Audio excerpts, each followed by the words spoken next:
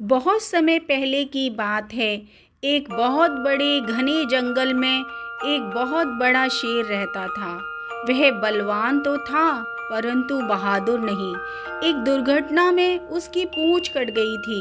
इसके बाद से उसमें आत्मविश्वास भी कम हो गया था। एक दिन उसे अपनी मां से बहुत समय के लिए दूर जाना पड़ा। उधर जंगल के दूसरी ओर कुछ सियार रहते थे, कमजोर लेकिन बहुत चतुर। उन्हें अपनी जगह पर्याप्त भोजन नहीं मिलता था, इसलिए उन्होंने नया ठिकाना ढूंढने का फैसला किया। घूमते घूमते वे एक सुंदर खाली मान तक पहुंचे। सियारपति ने कहा, यह जगह हमारे लिए बिल्कुल सही है।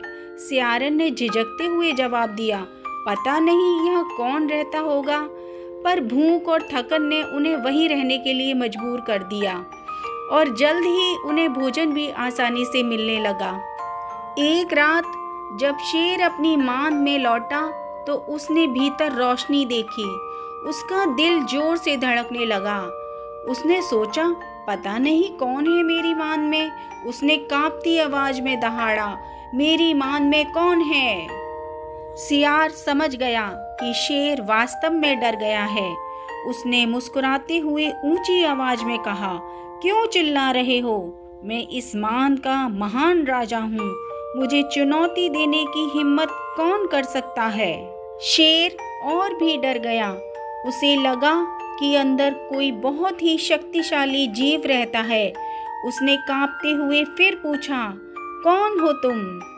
सियार ने इस बार और भी बड़ा झूठ बोला, मैं अग्नि का स्वामी, शेरों का भक्षक। अगर भीतर आने की हिम्मत की तो तुम्हें भस्म कर दूंगा।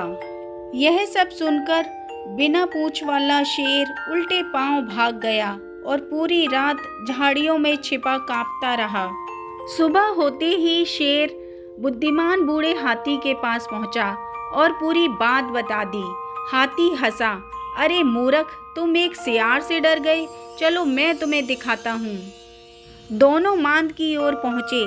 सियारों ने हाथी को देखा तो तुरंत समझ गए कि उनकी चाल पकड़ ली गई है।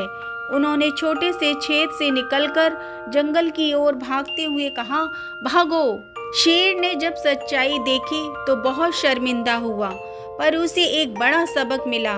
ताकत होने से कुछ नहीं होता, अगर दिल में साहस ना हो। डर सबसे शक्तिशाली को भी कमजोर बना सकता है। उस दिन से शेर ने बहादुर बनने की कोशिश शुरू कर दी और सियार वे फिर अपनी चालाकी और भूख के साथ नई जगह ढूंढने निकल पड़े। तो दोस्तों, अगर आपको ये कहानी पसंद आई हो तो प्लीज़ मेरे चैनल को लाइक करना, सब्सक्राइब करना, शेयर करना, ढेर सारा प्यार करना। मिलते हैं अगली कहानी में, तब तक के लिए बाय बाय।